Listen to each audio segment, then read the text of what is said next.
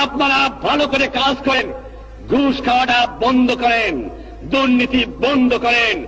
দেশে অন্ধ অন্ধ দুর্নীতি ভরে গেছে। আমি আশ্চর্য হয়ে যাই, এত কষ্ট করে, এত ভিক্ষা করিয়া প্রায় 309 কোটি টাকা আমরা সাহায্য পেয়েছি।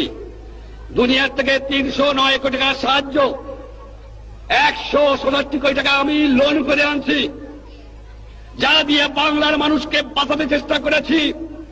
1 আনার বৈদেশিক মুদ্রা আমাদের হাতে আমরা পাই নাই 7 কোটি লোকের জন্য। কোত্থেকে আমি দেব? যাও ভিক্ষা করে আনি, তাও চাটার গুষ্টি চাইতে খেয়ে ফেলায় দেয়, আমার গরিব পায় না।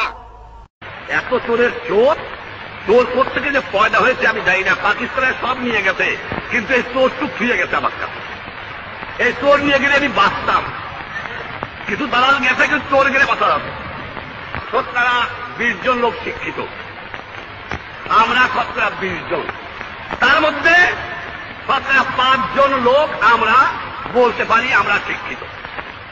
আজকে একটা কথা প্রশ্ন আমার, এই যে দুর্নীতির কথা বললাম, আমার কৃষক দুর্নীতিবাদ না, আমার শ্রমিক না, তা কে?